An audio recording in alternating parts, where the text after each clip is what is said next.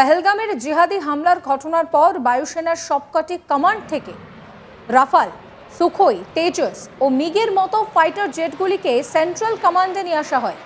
শুরু হয় বায়ুসেনার বিশেষ মহড়া অপারেশন আক্রমণ। ভারতের দেখে পাকিস্তানও বিশেষ বায়ুসেনা মহড়া শুরু করেছে, যদিও এই মহড়ার জন্য তাদের হাতে জ্বালানি নেই। চীনের কাছ থেকে 3 দিনের মতো জ্বালানি পেয়েছে পাকিস্তানের বায়ুসেনা। এরপর শুরু হয়েছে পাকিস্তানের ফাইটার জেটের মহড়া। সূত্রের খবর, দুটি মহড়া শুরু করেছে পাকিস্তান বায়ুসেনা। এই দুটি হলো নর্দার্ন কমান্ডের একটি, আরেকটি সেন্ট্রাল কমান্ডের। পাকিস্তানের পাঞ্জাবের রাওয়ালপিন্ডি, সেখানে কিন্তু বায়ুসেনার মহড়া শুরু হয়েছে। যে ফাইটার জেটগুলি নিয়ে পাকিস্তান মহড়া শুরু করেছে সেগুলি হলো F-16, J-17 DA early warning aircraft. এই আর্লি ওয়ার্নিং এয়ারক্রাফট এগুলো কিন্তু ভারতীয় বায়ুসেনার ফাইটার জেটগুলির পাকিস্তানের আকাশসীমায় ঢুকলে আগে থেকে সতর্ক করা হবে।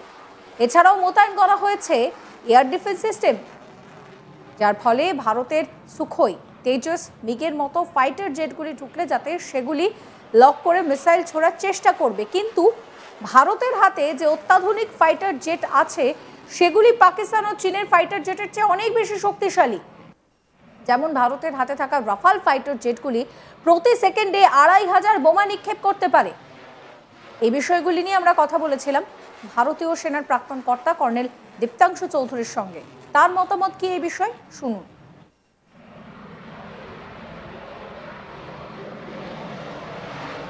আমরা জানি যে আমাদের ভারতবর্ষে যখন এই পেহেলগাম ইনসিডেন্ট হলো তার দুদিনের মধ্যে অফ আক্রমণ বলে একটা আমাদের এয়ার এক্সারসাইজ চললো, যেখান থেকে আমরা প্রত্যেকেই জানি এবং সমস্ত এই বৈদ্যুতিক চ্যানেলে, প্রিন্ট মিডিয়া দেখেছি যে ইস্টার্ন সেক্টর থেকে রাফাল, Su-30, তেজস এগুলোর একটা সেন্ট্রাল সেক্টরে একটা এয়ার এক্সারসাইজ চলেছিল, অপারেশন আক্রমণ।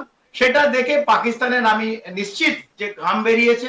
ওরাও এক্সারসাইজ করতে চায়, কিন্তু আনফরচুনেটলি ওদের যে অবস্থা, যে ইকোনমিক কন্ডিশন, একটা এয়ারফোর্স এক্সারসাইজ করতে গেলে যে টাকা দরকার সেই টাকা আপাতত ওদের কাছে নেই। বিশেষ করে তেলের ওদের প্রবলেম, কারণ এই কমপ্লিট মোবিলাইজেশন মুভমেন্ট এয়ার এক্সারসাইজের জন্য যে পরিমাণের তেল দরকার, অল সর্টস অফ ফুয়েল, সেটা পাকিস্তানে কিন্তু লিমিটেড।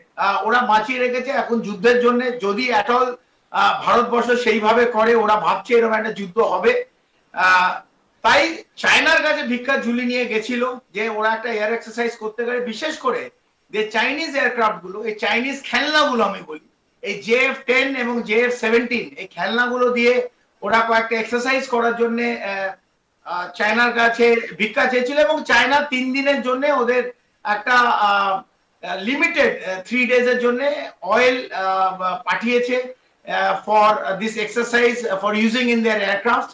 তো গতকালের থেকে এই এক্সারসাইজ শুরু হয়েছে। অনেক বৈদ্যুতিক channel, print media, electronic media সবাই আমরা অনেকের জায়গায় দেখছি যে বলছে যে ব্ল্যাক আউট করে দিয়েছে এবং কিছু না কিছু ঘটতে পারে। না, এটা এরকম হয়নি। দে আর পাকিস্তান আমাদের দেখা, কারণ সমস্তটাই আমাদের দেখে পড়ে, ভারতবর্ষকে দেখে। ওদের একটা এয়ার এক্সারসাইজ চলছে ওই দুটো জায়গায়, একটা পাঞ্জাবের জায়গায় চলছে রাওয়ালপিন্ডির কাছে, আর একটা চলছে স্কার্ডুতে। এই দু জায়গায় ওদের এয়ার এক্সারসাইজ চলছে। একটা নাম হচ্ছে ফিজায়ে বাদার। এই দুটো এয়ার এক্সারসাইজ যেটা আমরা জানতে পেরেছি from our agencies, intelligence agencies, ফিজায়ে বাদার আর একটা হচ্ছে লালকার এ মমিন। এই দুটো এক্সারসাইজ চলছে। তার মধ্যে ওরা অনেক জায়গায় এই নিজেদের যে অ্যাসেট, যে প্লেনগুলো, ফাইটার জেট, তারা অলরেডি ডিপ্লয় করেছে। আমরা জানাতে চাই J-10 যেটার আমি কথা বলছিলাম already deployed in Skardu, F-16, J-17 আর যে রাডার এবং আর্লি ওয়ার্নিং সিস্টেম অ্যাওয়াক্স বলি, যে যদি কোনো প্লেন ফ্রম দ্য শত্রুদের থেকে আসে সেই ওয়ার্নিং অথবা তাদের মিসাইল যে ফায়ার করবে তাদের লক করে দেবে, এগুলো গ্রাউন্ড থেকে সব হয়। এই অ্যাওয়াক্স সিস্টেম সেটা ওরা লাগিয়েছে হচ্ছে SABB SAB 2000 early warning system, EAW। তো এইগুলো ওরা অলরেডি ডিপ্লয় করেছে। ওরা অলসো ডিপ্লয় করেছে হচ্ছে DA আর্লি ওয়ার্নিং এয়ারক্রাফট। এটা কি করে, যখন শত্রু দেশ থেকে এয়ারক্রাফট আসবে, ধরুন আমাদের Su-30 অথবা রাফাল লাইন অফ কন্ট্রোল করে ঢুকে গেল, এটা তো প্রত্যেকটা সুপারসনিক এরা মানে সাউন্ড ব্যারিয়ার ব্রেক করে, ইট ইজ ফাস্ট 3 ম্যাক 4 ম্যাকে যাবে, তো সময় পাবে না, মানে কয়েক সেকেন্ডের মধ্যে পাকিস্তানে গেল, স্কাডু গেল অথবা লাইন অফ কন্ট্রোল গেল, কমপ্লিটলি বোম্বার্ডমেন্ট করলো এবং ফিরে এলো। তাই ওরা ওখানে একটা D-20 DA-20 early warning aircraft আছে পাকিস্তানে, which is of a very old model but they have deployed that। আর হিমাজ এয়ার ডিফেন্স সিস্টেম, এই যে প্লেন গুলো যাবে আমাদের, ওরা তো আমরা তো ওদের শত্রু, যখন এই রাফাল তেজাস যাবে তো হিমাজ বলে একটা এয়ার ডিফেন্স সিস্টেম আছে, সেখান থেকে ওরা ওই আমাদের ফ্লাইট গুলো লক করে মিসাইল ফায়ার করার চেষ্টা করবে। বাট আমরা জানিয়ে দিতে চাই Su-30, Sukhoi 30 অথবা রাফাল অথবা তেজাস আমাদের air to air, air to ground এবং যে bombardment, say for example Rafale 2500 bomb per second it can pounce, so that is the air superiority we have got। এই রাফালের আমরা কেন চয়েস করেছি Rafale Su-30, so it all has the air superiority against Pakistan and China. এই south দক্ষিণ এবং দক্ষিণ পূর্ব এশিয়ায় air superiority ভারতের কাছে কেউ নেই, তবু ওরা এক্সারসাইজ করছে খুব ভালো।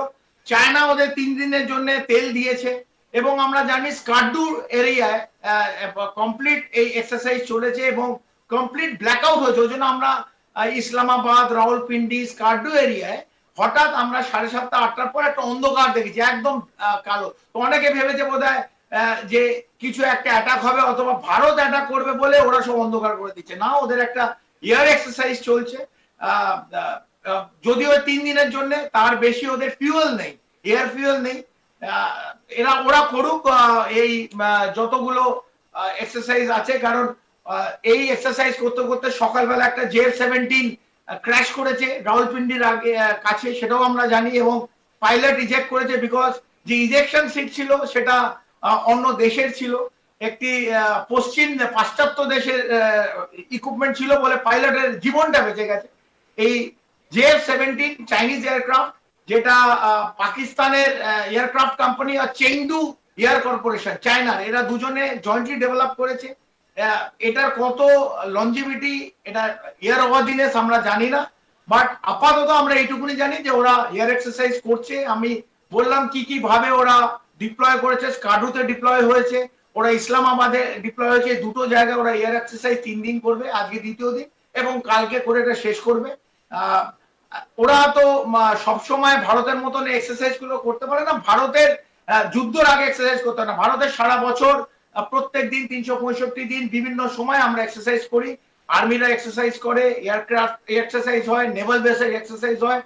সো উই হ্যাভ গট, আমরা একটা 4 trillion economy, 4 trillion, Pakistan must know, and আর আমাদের ভারতবাসী আমরা 4 ট্রিলিয়ন ইকোনমি, তো আমাদের ফরেক্স রিজার্ভ প্রায় 640 আর ওদের ধরুন 1, আমাদের আমি যদি এটাকে সহজ ভাষায় বলি, আমাদের পকেটে 640 টাকা আছে আর পাকিস্তানের কাছে 1 টাকা। তো ওরা আজকে আর কিছু কিনতে পারবে না, ফরেক্স রিজার্ভ তখনই দরকার এই সময় যদি যুদ্ধ লেগে যায়, আমাকে অত অন্যান্য দেশের থেকে অনেক ইকুইপমেন্ট কিনতে হবে, মিসাইল কিনতে হবে, স্পেয়ার্স কিনতে হবে, কারণ যুদ্ধ যদি লাগে অ্যাট অল, অথবা অন্য টেকনোলজিক্যালি আমরা যদি কিছু ভাবে অ্যাটাক করি, সেই জায়গায় আমাদের কিছু, আমরা এখন ইমিডিয়েটলি 1 লাখ কোটির এই 5-6 দিন 7 দিনের মধ্যে 1 লাখ কোটি জিনিস কিনে নিতে পারি।